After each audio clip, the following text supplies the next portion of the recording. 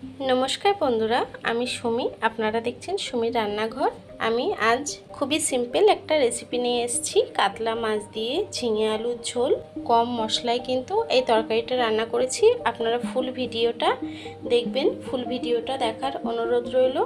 আর ভিডিওটা যদি ভালো লেগে থাকে চ্যানেলটাকে সাবস্ক্রাইব করে ভিডিওটা লাইক দিয়ে দেবেন। চলুন তাহলে রেসিপিটা শুরু করা যাক। তরকারিটা রান্না করার জন্য আমি একটা কড়া বসিয়ে নিয়েছি। কড়াইটা কিন্তু গরম হয়ে গেছে, আমি তেল দিয়ে দেব। এই তেলটা কিন্তু আমি পকোড়া টকোড়া ভাজলে এক্সট্রা তেল থেকে যায়, সেই তেলটা আমি রেখে দিই, পরে রান্নায় ইউজ করি। তেলটা গরম হয়ে গেছে, আমি দিয়ে দেবো সামান্য একটু হলুদ গুঁড়ো, দিয়ে দেবো সামান্য একটু নুন। আমি 7 পিস কাতলা মাছ কেটে ধুয়ে নিয়েছি, মাছটাকে ভেজে নিই। মাছটা এক পিঠ ভাজা হয়ে গেছে, মাছটাকে উল্টে দেবো। আমার মাছটা ভাজা হয়ে গেছে, মাছটাকে তুলে নেব। বাকি মাছগুলোকেও একইভাবে ভেজে নেব। মাছটা ভাজা হয়ে গেছে, এই তেলের মধ্যে দিয়ে দেবো একটা শুকনো লঙ্কা, দিয়ে দেবো কিছুটা কালো জিরে। আমি 4টে আলু কেটে রেখেছিলাম, আলুটাকে দিয়ে দেবো। আলুটাকে দিয়ে আলুটাকে একটু ভেজে নেব।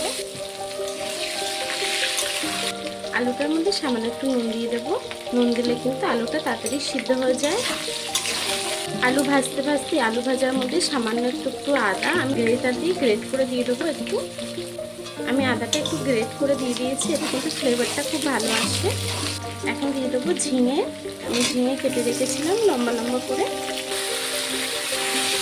ঝিঙেটা দিয়ে একটু ভেজে নেব। দিয়ে দেবো সামান্য একটু হলুদ গুঁড়ো।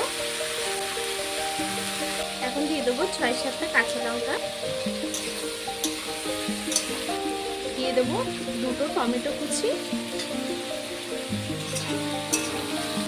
দিয়ে দেবো 1 চামচ ধনে গুঁড়ো। 1.5 চা চামচ দিয়ে দেবো জিরের গুঁড়ো।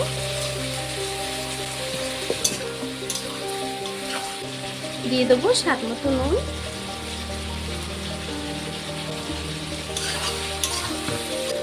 তরকারিটা সুন্দর করে কষানো হয়ে গেছে, তরকারি দিয়ে তেল ছেড়ে দিয়েছে। এখন তরকারিতে জল দিয়ে দেবো। পাতলা করে ঝোল করব, তার জন্য জলটা একটু বেশি দেব। তরকারিটাকে আমি কিছুক্ষণ হতে দেব। দেখুন বন্ধুরা, ঝোলটা কিন্তু ফুটে গেছে। মাছ ভাজাগুলো দিয়ে দেব। মাছ ভাজাটাকে দিয়ে দিলাম, আমি আরও কিছুক্ষণ রান্না করে নেব। দেখুন বন্ধুরা, আমার তরকারিটা কিন্তু হয়ে গেছে। আমি 7-8 মিনিট রান্না করে নিয়েছি। তরকারিটা আমার হয়ে গেছে, তরকারিটাকে নামিয়ে নেব।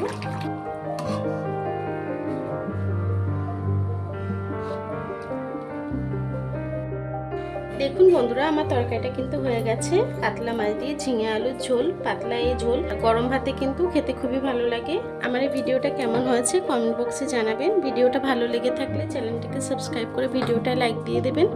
এতক্ষণ ধরে আমার ভিডিওটা দেখার জন্য আপনাদেরকে অসংখ্য ধন্যবাদ।